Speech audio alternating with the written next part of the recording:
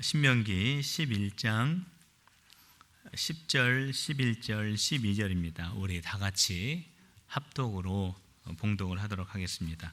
우리 구약성경 280면이 되겠습니다. 11장 10절부터 12절까지입니다. 시작.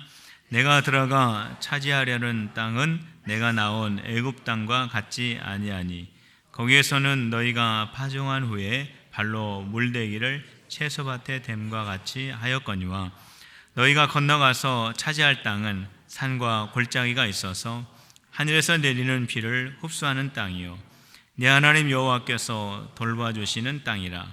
연초부터 연말까지 내 하나님 여호와의 눈이 항상 그 위에 있느니라. 아멘.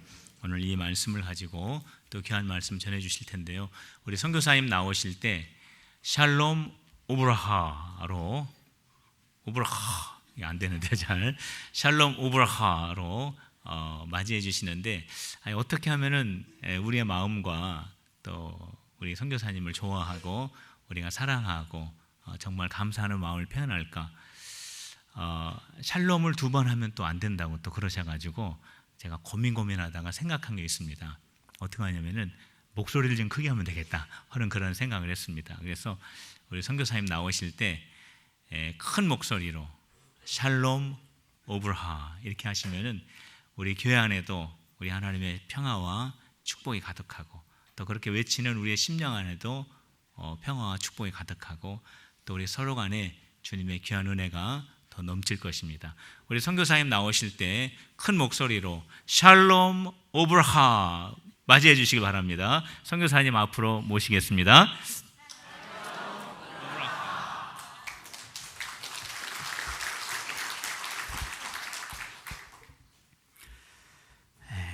안녕하세요. 3일 동안 이제 계속 여기 서다 보니까 굉장히 친숙해져서 여기가 우리 교회 같고 제 교회 같고 막 그렇습니다. 낯 익은 성도분들도 많이 계시고요.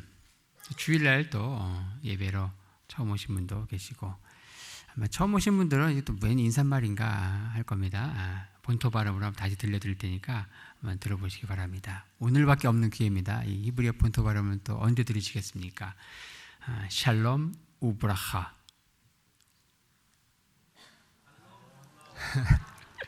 자, 한번 따라해볼까요? 샬롬 우브라하. 네. 샬롬 평강이라는 뜻이고요, 뒤에 나오는 브라하, 이건 축복이라는 뜻입니다. 이스라엘 사람들은 최고의 축복을 담아서 만날 때 인사 이렇게 합니다. 샬롬 우브라하, 샬롬 우브라하. 오늘 여러분들과 함께 이스라엘 땅은 과연 적과 꿀이 흐르는 땅인가? 라고 하는 제목으로 말씀을 나누려고 합니다. 말씀은 신명기 11장인데요. 제목 자체가 굉장히 범상치 않습니다. 이스라엘 땅은 적과 꿀이 흐르는 땅이라고 우리는 믿어 의심치 않았는데, 제목 자체가 이스라엘 땅은 과연 적과 꿀이 흐르는 땅인가? 이렇게 되어 있습니다. 금요일부터 시작된 집회를 계속 참석하신 분들은 이제 눈치채시겠지만, 제가 하는 내용들은 기존에 우리가 알고 있던 이 상식들을 다 뒤집어 엎는 소위 말하는 아닌가비어 코드입니다. 이스라엘 땅은 적과 꿀이 흐르는 땅인데 도대체 무슨 얘기를 하려는가? 과연 적과 꿀이 흐르는 땅인가 하고 뒤에 퀘션 마크를 달았습니다. 구약 성경에는 무려 40회 이상 이스라엘 땅을 적과 꿀이 흐르는 땅이다 이렇게 얘기하고 있습니다. 과연 그럼 이스라엘은 곳곳에 소젖, 염소젖이 넘치고 요나단이 지팡이로 막 꿀을 찍어 먹듯이 천연 벌꿀이 곳곳에 널려 있는 그러한 땅이라는 뜻일까요? 사실 이스라엘 땅은 70-80% 이상의 땅이 네게브라고 불리는 황량한 광야입니다. 본론 말씀에 들어가기 전에 이스라엘은 이제 성지순례로 많이 찾는 곳인데, 이스라엘에서 제 동갑나기 목사 친구가 최고 가이드로 명성을 날리고 있습니다. 그 친구로부터 들었던 에피소드 하나 이야기하면서 시작하려고 합니다. 이스라엘은 1년에 한 6만 명 정도 한국 순례객들이 찾습니다. 6만 명 하면은 굉장히 많아 보이지만, 이제 이스라엘은 전 세계에서 성지 순례로 찾기 때문에 이스라엘 관광부 작년 통계로 한국은 12위에 해당합니다. 1위는 이제 미국, 독일 이렇죠. 독일에서 상당히 많이 찾는데 독일은 자신들이 유대인들에게 했던 유대인 학살 그런 것들에 대한 사죄하는 마음으로 예루살렘에 있는 홀로코스트 기념관을 찾고 또 사죄하는 그런 여행을 많이 하죠. 이스라엘 관광부가 10위권 바깥에 있는 이 한국 순례객들, 결코 많지 않은 이 한국 성지 순례객들의 독특한 특징을 발견을 하고 또 이 한국 순례객들에서 굉장히 고마워한다고 합니다. 그게 무엇인가? 이 두 가지 특징인데, 첫 번째, 다른 순례객들과 달리 이 한국에서 오는 성지 순례객들은 이스라엘의 안보 상황에 무관하게 꾸준하게 찾아온다는 사실입니다. 보통 이스라엘은 수시로 테러와 전쟁이 있습니다. 지금도 얼마 전에도 팔레스타인과의 갈등으로 인해서 굉장히 시끄럽고 또 성지 순례를 잘 가지 않았죠, 외국에서는. 하지만 이런 상황에서도 미국이나 유럽 안보 상황이 어려우면은 이제 절대 이스라엘 입국 여권을 이제 발행하지 않습니다. 하지만 이런 상황에서도 한국 순례객들은 아랑곳하지 않고 꾸준하게 찾아온다는 거예요. 한국 순례객들의 평균 연령이 보통 60, 70, 많으면 80. 그러니까 이분들은 6순, 7순, 8순 잔치를 이스라엘에서 하는 겁니다. 이분들은 몇 년 적금을 들었고 이분들은 그래요. 내가 오래 가지 않으면 내년까지 살 기약이 없는데 오래 가야 된다는 거죠. 그리고 내가 만약에 성지순례 하다가 죽으면은 순교다. 이러한 세상에 감당할 수 없는 믿음이 알카에다나 하마스에게도 소문이 나가지고 절대 건들지 않는 게 한국 성지순례객이라고 합니다. 이 한국 성지순례객들의 두 번째 특징이 있습니다. 보통 유럽이나 미국은 이스라엘 이 한 나라만 한 2주에서 3주 정도 일정을 잡고 한 나라에 집중해서 찾아옵니다. 하지만 한국은 짧은 일주일 동안 이스라엘 옆에 있는 이집트, 이스라엘, 요르단 세 나라를 묶어서 일주일 동안 여행을 합니다. 그래서 이스라엘은 짧게는 2박 3일, 길어봤자 3박 4일밖에 보지 않죠. 자, 그러면은 한국 사람들이 3박 4일 동안 이스라엘을 보는 일정과 미국이나 유럽 사람들이 3주 동안 보는 일정표가 다를까요? 똑같습니다. 미국이나 유럽 사람들한테 묻습니다. 여러분들 이 일정을 3일 동안 할 수 있습니까? 하면 이 사람들은 고개를 절레절레 흔들면서 이것은 사람이 할 수 있는 일정이 아니다 이렇게 얘기합니다. 하지만 이런 미션 임파서블을 미션 파서블로 바꾸는 민족이 전 세계에 한민족이 있는데 그게 바로 우리 한민족입니다. 그럼 어떻게 이것이 가능한가? 이렇게 하면 됩니다. 서울 찍고 대구 찍고 부산 찍고 하듯이 가이드가 이렇게 얘기합니다. 자, 여기가 바로 예루살렘 예수님께서 묻히신 성무덤교회입니다. 내리시고 시간 1분 드립니다. 빨리 찍고 타세요.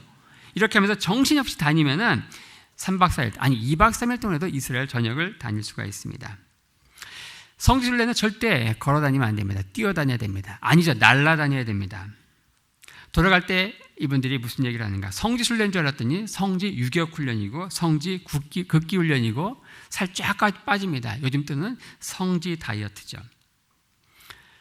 근데 하나님께서 한국인들에게 놀라운 능력을 주셨는데 주시지 않은 능력이 한국에 돌아와서 발생합니다. 그게 뭐냐? 사진 정리가 되지 않습니다. 이게 어디에서 찍은가 그게 문제가 아니고 어느 나라에서 찍은 건지도 구분이 안 됩니다. 왜냐? 이게 이집트인지 이스라엘인지 요르단인지 뒤에 환경이 전부 배경이 전부 황량한 광야이기 때문에 똑같아요. 이게 어느 나라인지 자체가 정리가 되지 않습니다. 자, 이렇게 정신없이 다니는 한국의 순례 제일 먼저 이집트를 거쳐서 들어옵니다. 한 10시간 넘는 여행을 거쳐서 카이로에 도착을 합니다. 이렇게 되면 보통 미국이나 유럽 팀들은 호텔에 하룻밤 묵고 푹 쉽니다. 하지만 한국 순례객들은 그랬다가는 큰일 나죠. 여행사 깨집니다. 내가 낸 돈이 얼마인데 하나라도 더 빨리 봐야 되는 거예요. 바로 여행에 들어가죠. 피라미드와 박물관 여행을 통해서 이제 카이로 여행을 하고 그리고 내리 7에서 8시간 달려서 시내산까지 갑니다. 시내산에 가면은 또 이 한국 팀들이 반드시 하는 일정이 있습니다. 시내산 정상에 올라가서 일출 예배를 드려야 돼요. 시내산 위에서 떠오르는 태양을 맞이하기 위해서 이들은 잠을 잘 수가 없습니다. 2시쯤에 일어나서 이제 시내산 등정을 하죠. 시내산 꼭대기에서 한 몇 초간에 떠오르는 태양을 보면서 예배를 드리고 감동을 느끼면서 그 위에 이제 어둑어둑한 곳에서 그곳의 원주민인 이 베두인들이 굉장히 지저분한, 나중에 해가 이제 밝을 때 보면 거의 흙탕물입니다. 거기에 끓인 그 물을 받아가지고 갖고 간 사발면을 끓여 먹고 오다가 내려오면서 전부 대부분 배탈 설사를 일으키면서 내려옵니다. 자, 그 상태에서 다시 7, 8시간 달려서 이스라엘 국경으로 옵니다. 자, 이쯤 되면은 이스라엘의 어떤 가이드를 만나도 30분을 넘기지 않고 전부 큰 대자로 뻗어 코를 드르렁거리면서 잡니다. 왜냐? 벌써 한 3일 정도를 자지 못하고 일정을 한 겁니다. 그런데 그 3, 40명의 순례객 가운데 한두 명 정도 자지 않고 좌우를 두리번거리는 분이 꼭 있다고 합니다. 반드시 있다고 합니다. 그러면 가이드가 가서 묻는다고 하죠. 다 주무시는데 피곤하지 않으세요? 왜 안 주무십니까? 이렇게 물어보면은 꼭 또 하는 말이 똑같다고 합니다. 내가 낸 돈이 얼마인데 하나라도 더 봐야 된다는 거죠.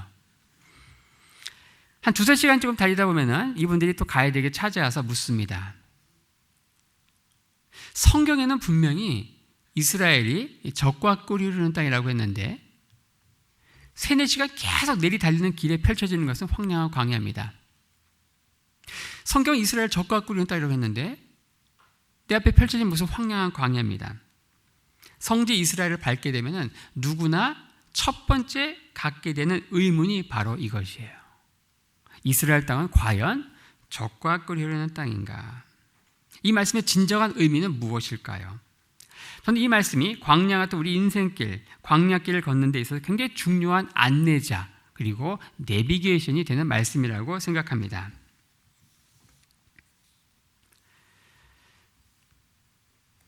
성경에는 이스라엘 땅을 바라보는 굉장히 독특한 2개의 대조적인 관점이 있는 것을 봅니다. 첫 번째가 바로 고라 일당의 반역에 나오는 말씀입니다. 민수기 16장 3절 말씀을 함께 읽겠습니다. 민수기 16장 3절입니다. 이 말씀을 같이 읽겠습니다. 시작.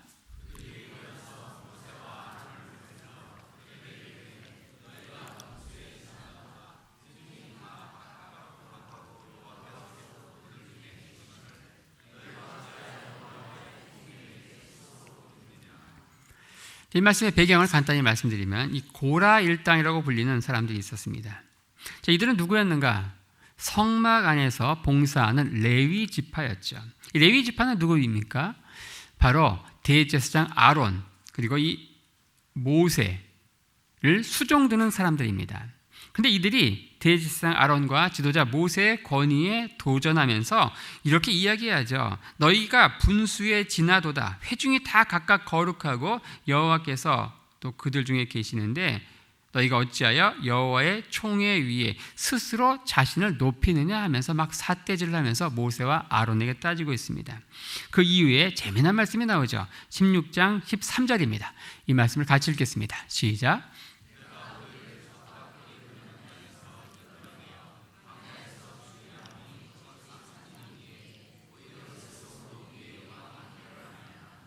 계속해서 이 고라 일당의 반역입니다. 이들은 모세에게 이야기합니다. 너가 우리를 저 적과 꿀이 흐르는 땅에서 이끌어내서 이 황량한 광야에서 줄여 죽게 하는 것이 어찌 작은 일이기에 오히려 스스로 우리 위에 왕이 되려 하느냐. 이 고라 일당이 얘기하는 저 적과 꿀이 흐르는 땅은 어디일까요? 애굽입니다. 그리고 이 황량한 광야는 어디일까요? 이스라엘입니다. 자, 우리는 여기에서 약속의 땅 이스라엘을 바라보는 2가지 굉장히 대조적인 관점이 있는 것을 보게 됩니다. 하나는 성경의 저자이신 성령님은 이 이스라엘 땅을 가리켜서 적과 꿀이 흐르는 땅이라고 얘기하고 세속적인 이 고라일 땅의 관점에서는 저 애굽을 가리켜서 적과 꿀이 흐르는 땅이다 이렇게 얘기하고 있는 것을 보게 됩니다. 그럼 과연 어디가 적과 꿀이 흐르는 땅일까요? 성경은 왜 이스라엘을, 고라일 땅은 왜 저 애굽을 적과 꿀이 흐르는 땅이라고 이야기할까요? 이 말씀에 대한 이 해답을 알기 위해서는 신명기, 오늘 우리가 읽었던 이 말씀, 이 말씀 안에 짧은 2구절 안에 이스라엘 백성들이 나왔던 저 애굽과 앞으로 들어가게 될 이 가나안 이스라엘 땅을 정확히 대조해서 설명하고 있는데 이 안에 고라일 땅은 왜, 성경은 왜 각각 적과 꿀이 흐르는 땅에 대한 개념이 다른가? 그리고 우리도 어떤 관점을 취해야 되는가? 어떤 관점을 가지고 이 세상을 광야 같은 인생길을 살아야 하는가? 그것에 대한 분명한 해답이 제시되어 있다는 것입니다. 이 신명기 11장 10절과 11절, 12절은 결론이기 때문에 나중에 이야기하고요. 11절까지 말씀을 같이 한번 읽어보겠습니다. 시작.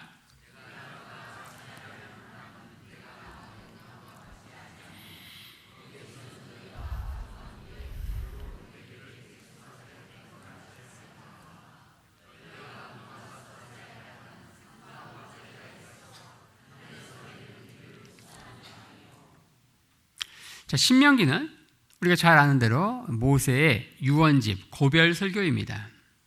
모세는 이스라엘 백성들을 이제 애굽에서 이끌어서 40년 광야 여정길을 마쳤고 가나안 땅에 내려다 보이는 느보산에서 결국 죽게 됩니다. 죽기 전에 이 모압 평지에 이스라엘 백성들을 다 모아놓고 고별 설교를 한 거, 이것이 바로 34장으로 이어지는 굉장히 장구한 신명기 말씀입니다.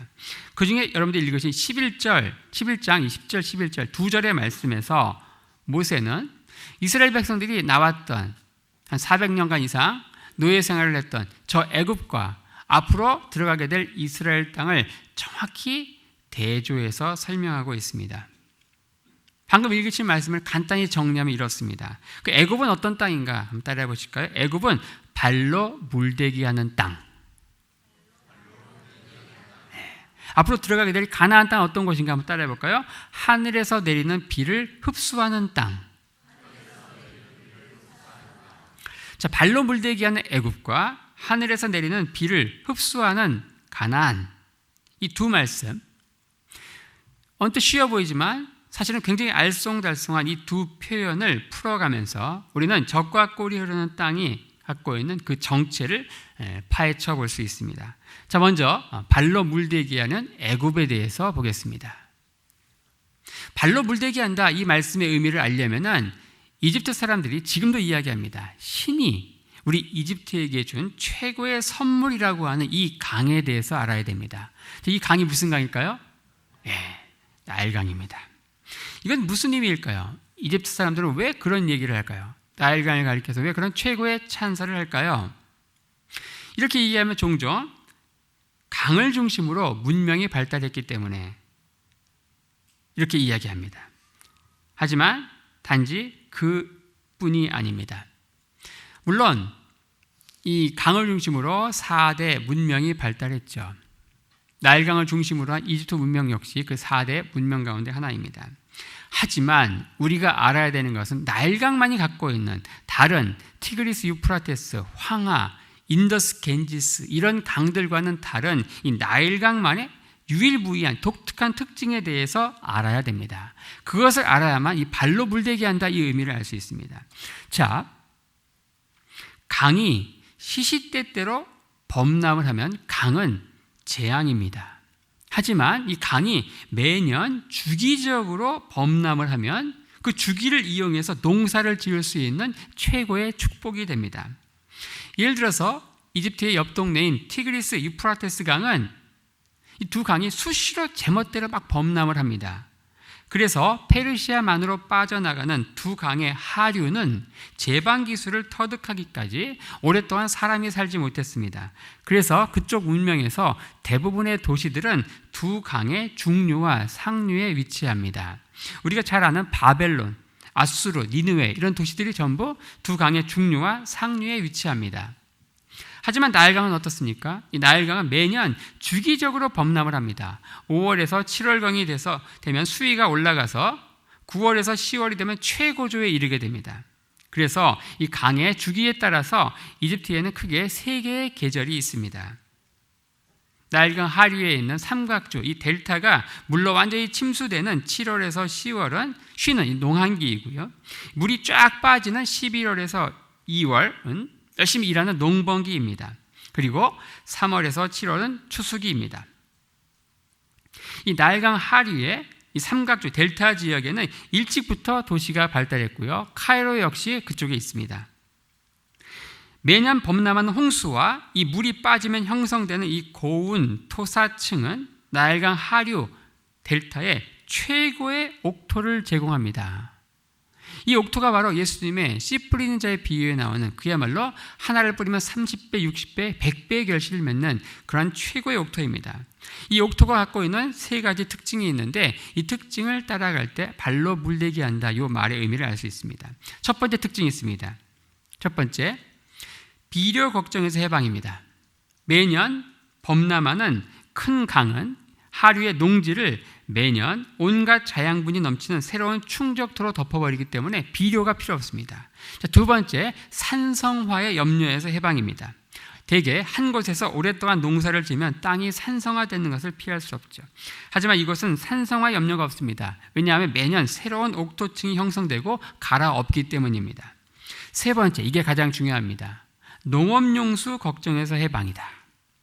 농부에게 있어서 최고의 관심은 무엇일까요? 어떻게 하면 자기 논에 물을 댈까? 농업용수. 아전인수다. 자기 논에 물 댄다. 이런 표현은 바로 농경 문화에서 사용되는 관용구입니다. 자기 농지까지 이집트 농부들은 어떻게 물을 끌어들이는가? 이곳의 토사층은 매우 고와서 발로 살살 밟아서 채널을 만들어서 나일강물을 살살 발로 밟아서 자기 농지까지 끌어오는 거예요. 이게 바로 발로 물대기 하는 애굽이다, 이런 뜻입니다. 이것은 땅 짓고 헤엄치기, 아니죠, 땅 밟고 농사 짓기. 이거 농부들은 항상 하는 말이 그래요. 농사 짓기 참 쉽죠. 너무너무 쉬운 거예요. 자, 우리는 여기서 이집트 문명에 대한 새로운 이해를 할 필요가 있습니다. 이집트 문명은 결코 4대 문명 가운데 하나가 아닙니다. 요즘 표현을 하면 클래스가 같지 않습니다. 급이 다릅니다. 이것은 최고의, 즉 가장 오래된 문명이고 또 최고, 가장 높은 레벨의 문명입니다. 가장 오래전에 이집트에서 문명이 탄생을 했고 바로 그 문명을 받아서 크레타로 넘어가고 크레타 문명을 받아서 그리스로 넘어가고 그리스 문명이 유럽 문명의 모태가 되죠. 그리스인들은 자신들의 문명의 모태가 그리스 문명이라고 유럽인들은 그리스 문명이 자신들의 문명의 모태라고 하지만 더 거슬러 올라가면 바로 이 이집트 문명이 인류 문명의 최고 모태인 것을 알 수 있습니다. 이러한 이집트 문명의 핵심은 무엇인가? 나일강 자체에 있습니다. 이 나일강은 매년 주기적으로 범람을 했죠. 태초부터 계속된 우주적인 순환이었고 축복과 번영을 매년 가져다 주었던 나일강. 결국 그들은 이 나일강 자체를 신으로 숭배하게 됩니다. 그리고 그 중심에 바로가 위치합니다. 이집트에서 바로는 태양신 아몬레의 성육신 현현입니다. 땅에서 나일강이 있다면 하늘에서는 태양이 있습니다. 나일강이 매년 주기적으로 범람하는 것처럼 이 태양은 매일 주기적으로 동에서 떠서 서로 지는 그 태양, 그런 태양신의 현현 성육신이 바로 바로다. 바로는 단순한 왕이 아니고 신이다. 이것이 바로 이집트 문명을 이해하는 또 다른 핵심입니다. 옆 동네인 메소포타미아에서는 왕이 신의 대리자로서 섭정을 했다고 하면 이집트에서는 바로 자체가 신입니다. 그래서 이집트에는 법전이라는 게 없습니다. 옆 동네인 메소포타미아에는 유명한 함무라비 법전을 시작으로 많은 법전들이 있습니다. 하지만 이집트에서는 바로가 신이기 때문에 왕의 기분이 곧 법이고 말이 곧 법입니다. 기분이 꿀꿀해서 손가락을 내리면 사형이고 올리면 사는 겁니다. 바로 이 바로의 신적인 권위로 인해서 가능했던 것이 피라미드 건설입니다. 만약 메소포타미아에서 이런 짓을 했다가는 바로 역모, 쿠데타가 일어나죠. 자, 이집트는 지정학적으로도 독특한 특징을 갖고 있습니다. 좌우 양쪽에 거대한 사막으로 둘러싸여 있습니다. 한쪽은 시내 광야, 또 반대쪽은 리비아 사막으로 둘러싸여 있습니다. 이로 인해서 외부의 침략으로부터도 완벽하게 보호를 받으면서 이집트인들은 이 나일강이 매년 변함없이 가져다주는 이 축복이 영속적으로 지속되리라고 하는 그런 기대감 가운데 살아갔습니다. 이집트에는 무려 720여 개의 우상들이 판을 치게 됩니다.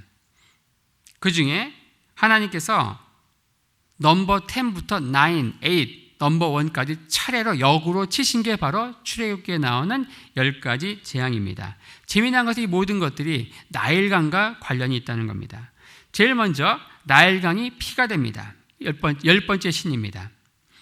또 나일강이 범람할 때마다 개구리들이 한 시즌을 맞게 되고 그 개구리도 우상으로 섬겼습니다. 그런데 이 개구리가 나중에는 이 집집마다 막 들어오면서 컨트롤이 되지 않습니다. 개구리가 재앙이 됩니다. 쭉쭉 가서 태양이 빛을 잃습니다. 흑암재앙.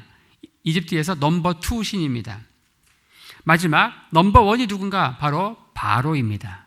근데 바로를 직접 치지 않습니다. 왜냐? 이 10가지 재앙의 목적은 하나님께서 이 바로에게 여호와 하나님이 어떤 분인 것을 알게 하는 게 목적이기 때문에 바로를 치지 않고 차기 바로, 즉 장자를 치게 됩니다. 이렇게 하면서 10가지 재앙이 맞춰지면서 이집트는 완전히 쑥대밭이 됩니다. 자, 우리는 여기서 한 가지 질문을 할 필요가 있습니다. 나일강은 과연 이집트인들이 얘기하는 것처럼 신이 이집트에게 준 최고의 축복인가 아니면 저주, 재앙인가?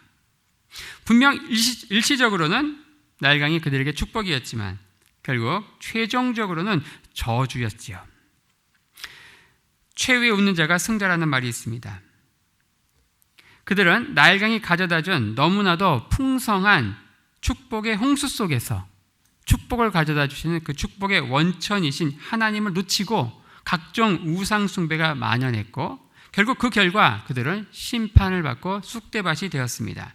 이것이 바로 발로 물대기 하는 애굽의 현실입니다. 자, 그렇다면 하늘에서 내리는 비를 흡수하는 가나안 땅은 어떤 곳입니까? 가나안 땅을 성경에서 하늘에서 내리는 비를 흡수한다 이렇게 이야기하고 있는데 이 말은 언뜻 굉장히 시적으로 심지어 낭만적으로 들리기까지 합니다. 하지만 이 말씀의 의미를 제대로 느끼기 위해서는 우리가 NIV 영어 성경을 잠깐 볼 필요가 있습니다. 하늘에서 내리는 비를 흡수하는 가나안을 NIV 성경에서 어떻게 얘기하고 있는가? Watered by the rain of heaven 이렇게 되어 있습니다. 여기서 나오는 water는 명사가 아니고 동사로서 관계한다, 물을 댄다. 자, 하늘에서 내리는 비로서 관계한다 이런 표현이 되어 있습니다. 이게 바로 하늘에서 내리는 비를 흡수한다 이러한 원어의 의미입니다. 자, 이 말씀의 의미는 무엇입니까? 자, 이스라엘은 항시 강이 없습니다. 항상 흐르는 강이 없어요. 이스라엘은 우기철에만 일시적으로 흐르는 와디, 즉 계절천만이 있죠. 이스라엘에는 항시강이 없다 이렇게 얘기하면 꼭 몇 분이 이런 질문을 하십니다. 요단강이 있지 않습니까? 요단강은 항시강이 아닙니까? 물론 맞습니다. 하지만 이분은 하나만 알고 둘은 모르시는 겁니다. 요단강은 해발 마이너스 200m에 있는 갈릴리에서 해발 마이너스 400m에 있는 사해로 흐르는 굉장히 수온이 낮은 강입니다. 마치 임진강처럼 이렇게 수온이 낮은 강은 한일 자동 펌프를 개발하기 전까지는 절대로 농업용수로 사용할 수가 없습니다. 이런 강은 무용지물이고 그림의 떡이죠. 이들이 들어갔던 가나안 땅은 이들이 들어가게 될 이 가나안 땅은 어떤 것입니까? 매년 나일강을 중심으로 넘치는 축복이 보장된 애굽과는 전혀 다른 라이프 스타일이 기다리고 있는 곳입니다. 이것은 생명의 원천인 물, 즉 농부에게 있어서 가장 중요한 물을 전적으로 이 하늘의 비에 의존해야 하는 삶, 하늘만 쳐다봐야 하는 삶, 마치 물 한 모금 먹고 하늘 한번 쳐다보는 병아리처럼 얼마나 황당하고 무력한, 불안하고 노심초사하고 내일을 기약할 수 없는 삶이 끊임없이 펼쳐지는 곳입니다. 이것은 오로지 하늘, 즉 하나님이 주시는 비가 최대의 관건입니다. 하나님이 이처럼 사방을 아무리 둘러봐도 선한 것이 없는 오로지 하늘만 보고 살아가야 하는 이 황량한 광야로 이스라엘 백성들을 인도해 놓고서 자꾸 그 땅을 가리켜서 적과 꿀이 흐르는 땅이라고 무려 40배 이상 우기고 계십니다. 왜 그럴까요? 적과 꿀이 흐르는 땅이 거기는 아니니까. 거기는 황량한 광야입니다. 적과 꿀이 흐르는 땅이 아니기 때문에 자꾸 40번 이상 계속 반복해서 이야기하시는 겁니다. 한 예를 들겠습니다. 어떤 사람이 기도실에서 자꾸 이렇게 기도를 해요. 주여 믿습니다 하고 자꾸 반복해서 얘기하고 있어요. 왜 그럴까요? 믿어지지 않으니까. 이스라엘 땅은 절대 적과 꿀이는 땅이 아닙니다. 황량한 광야입니다. 그 땅을 믿음으로 적과 꿀이 흐르는 땅으로 선포하며 살아가지 않으면 한순간도 살아갈 수 없는, 수시로 밀려오는 자살 충동에 혀를 꽉 깨물고 죽을 수밖에 없는 그러한 곳이 이스라엘 땅이기 때문에 하나님은 그 땅을 가리켜서 자꾸 적과 꿀이 흐르는 땅이라고 이야기하는 것이죠. 이집트에 있는 나일강 하류의 델타, 최고의 옥토의 세 가지 특징에 대해서 살펴보았습니다. 이 가나안, 척박한 광야 토양에 두 가지 특징이 있습니다. 첫 번째, 이곳은 매년 이른 비와 늦은 비가 때를 따라 와야 되고 또 적당량 와야 됩니다. 너무 일찍 와도 안 되고 늦게 와도 안 됩니다. 또 너무 많이 와도 안 되고 적게 와도 안 됩니다.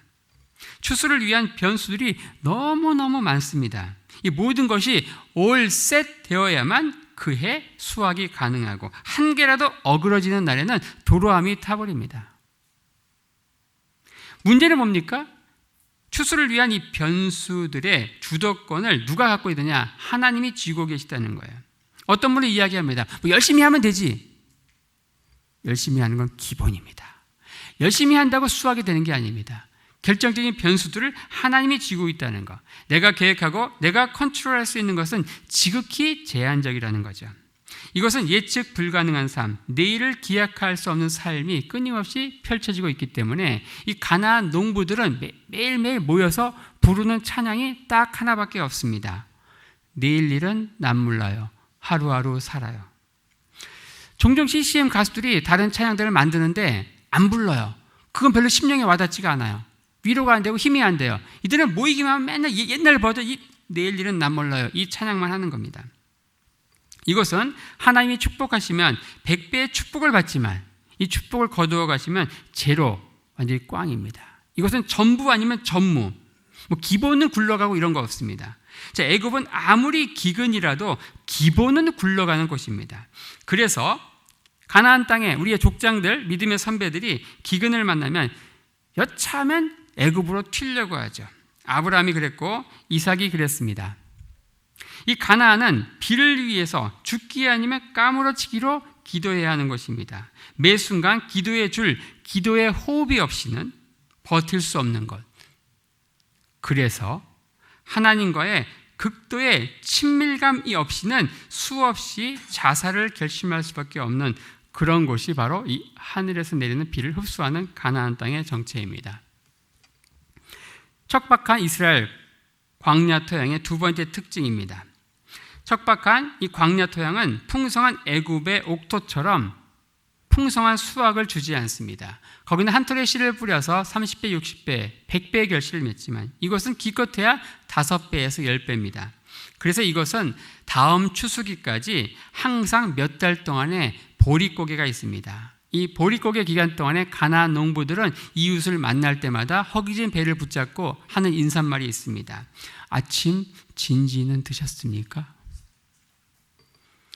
이들은 이 보릿고개 때 항상 고민을 합니다. 남은 곡식을 먹어버릴까? 아니면 내년 수확을 위해서 들판에 갖다 뿌릴까? 먹으면 당장의 배고픔은 달랠 수 있지만 내년을 기약할 수가 없고 광야에서 이들은 멸절하게 되겠죠. 그렇다고 해서 이 몇 달간의 배고픔을 참고 들판에 갖다 뿌린다고 해서 매년 수확이 보장되는 것도 아닙니다. 뿌리면 수확, 이런 식으로 오토매틱으로 연결되는 것은 딴 나라 얘기입니다. 바로 저 애굽의 이야기입니다. 이 가나안 땅은 작년에 풍년이 있었다고 해서 올해에도 풍년이 보장되지 않습니다. 작년의 은혜가 아닌 올해의 은혜, 어제의 은혜가 아닌 오늘의 은혜, 매 순간 돕는 이 하나님의 은혜를 붙들고 막 전엔 찐빵처럼 그렇게 살아가도록 운명 지어진 곳입니다. 그래서 이 가나안 농부들은 매년 씨를 뿌리면서 그냥 뿌리지 않습니다. 어떤 마음으로 뿌릴까요? 울면서 조마조마한 가운데 하나님의 은혜를 간구하는 절규의 울음을 갖고 씨를 뿌립니다. 그래서 나온 말씀이 시편 125편 6편 5절 6절입니다. 눈물을 흘리며 씨를 뿌리는 자는 기쁨으로 거두리로다. 울며 씨를 뿌리러 나가는 자는 정녕 기쁨으로 단을 가지고 돌아오리로다. 이 말씀은 결코 이 말씀은 가나안 농부들이 처절한 체험 삶의 현장에서 나온 삶의 고백입니다. 결코 요즘 유행하는 DTS 훈련을 받으면서 내비게이터 성경 암송 카드 한 구절 외워서 머리에서 나온 말씀이 결코 아니라는 거죠. 자, 결론을 내립니다. 황량한 광야인 이스라엘은 과연 적과 꼴이 이르는 땅인가? 물론 세상적인 관점에서는 애굽이 적과 꼴이 이르는 땅이 맞습니다. 그것은 넘치는 축복이 약속됐죠. 하지만 그것은 그러한 넘치는 축복에도 만족하지 않고 이들은 남보다 더 많은 축복을 받기 위해서 신전에 모여서 기도합니다. 바로 삼창, 바알 삼창을 부르며 주시옵소서를 외치며 아우성치는 곳입니다. 언뜻 볼 때 헛물도 많이 하고 신전에 모여서 소리 지르면서 기도하니까 굉장히 종교적인 것 같지만 하나님은 그 땅을 어떻게 보십니까? 우상 숭배가 판치는 곳이라고 하고 결국 우상 숭배로 인해서 심판받게 됩니다. 하지만 이스라엘은 어떤 것입니까? 세상적으로 보면 가나안 땅은 황량한 광야가 맞습니다. 하지만 영적으로 보면 바로 이곳이야말로 적과 꼴이 이르는 땅이죠.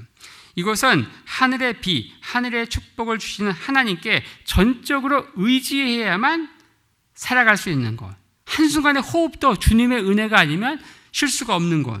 그래서 이곳은 하나님과의 깊은 교제 그리고 임재, 더 나아가서 한 걸음 한 걸음 인도하시고 동행하시는 주님의 은혜가 확실하게 보장된 땅이라는 것입니다. 하나님이 이런 황량한 광야에 이스라엘 백성들을 집어넣어 놓고 그냥 나 몰라라 내버려 두지 않습니다. 하늘만 쳐다보게 하고 무책임하게 살아가도록 두지 않습니다. 분명한 약속의 말씀을 주셨죠. 그게 바로 신명기 11장 12절 말씀입니다. 이 말씀을 같이 읽겠습니다. 12절입니다. 시작.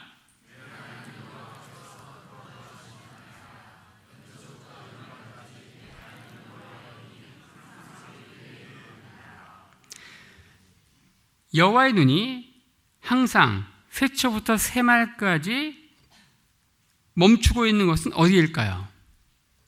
애굽이 아닙니다. 가나안 땅입니다. 애굽 사람들은 하나님을 찾지 않습니다. 물론 찾을 때가 있죠. 자신들이 필요할 때만. 하지만 가나안 농부들은 한순간이라도 하나님께서 하늘을 파시면요 전멸합니다. 하나님이 이러한 황량한 광야에 이스라엘 백성들을 모아놓고 마치 어린 자녀를 험한 세상 가운데 보내서 늘 뒤에서 보고 있는 부모처럼 절대로 나 몰라라 하지 않는다는 거죠. 때로 잠시 잠깐의 연단이 있을지언정 절대 목말라 죽거나 절대로 줄여 죽게 하지 않는다는 것입니다. 반드시 목말라 죽기 직전에 그리고 줄여 죽기 직전에 나타나신다는 겁니다. 우리에게 아쉬운 것은 좀 일찍 나타나시지 항상 이 직전에 나타나는 게 문제이긴 하지만은 어쨌든 우리가 혀가 깨물고 자살하지 않는 한 절대 죽게 내버려두지 않는다는 겁니다. 더 나아가서 이 자녀가 세상에 잠시 잠깐의 축복에 탐닉하며 이 축복의 원천이신 이 하나님 아버지를 놓치고 살아가면 하나님께서 훈련을 하십니다. 하나님 축복하셔서 엄청난 재정을 주셨는데 날마다 돈 세는 재미에 빠져서 하나님을 예배하지 않으면 어떻게 합니까? 한순간에 모든 사업체가 폭삭 망하게 하는 놀라운 은혜를 주십니다. 사업이 망하는 게 어떻게 은혜이냐? 이렇게 따지는 분이 혹시 계시다면 그 사람은 세속적인 고라엘 땅에 속한 저 애굽에 속한 신앙적인 가치관을 가진 사람입니다.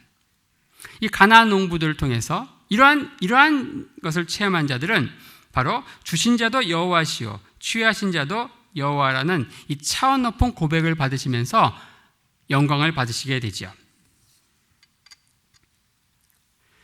혹시 우리 가운데 광야의 길을 걷고 있는 분이 계십니까? 사방을 아무리 둘러봐도 출구가 보이지 않습니까? 사방에 원수들의 애워싸여 있습니까? 그럴 때 잠시 고개를 들고 하늘을 보십시오.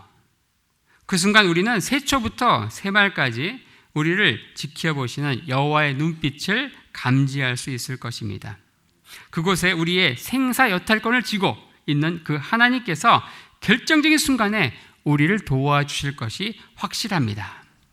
그런 의미에서 적과 꼴이 흐르는 땅은 다른 말로 쉽게 표현하면 하나님께서 우리의 목젖을 쥐고 인도하는 땅이다, 이렇게 정리할 수 있겠습니다.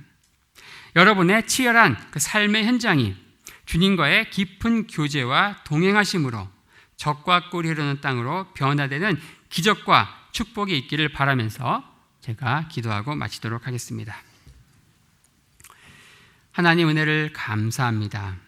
초막이나 궁궐이나 우리 주님께서 함께 하시고 인도하시는 그 땅이 바로 광야가 아니고 적과 꼴이 흐르는 땅인 것을 말씀을 통해 배우게 됩니다.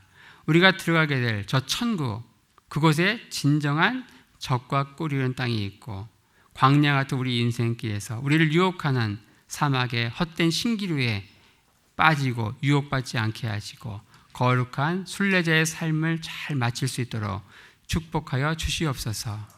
처절한 우리의 삶의 현장 가운데 늘 주님께서 함께 하시고 능력의 손으로 역사하셔서 주님과의 깊은 교제로 우리의 입술에서 할렐루야 주님을 찬양하며 날마다 그 현장이 적과 꼴이 흐르는 땅으로 변화되는 놀라운 은혜와 기적이 일어날 수 있도록 축복하여 주시옵소서. 예수님의 이름으로 감사하며 기도합니다. 아멘.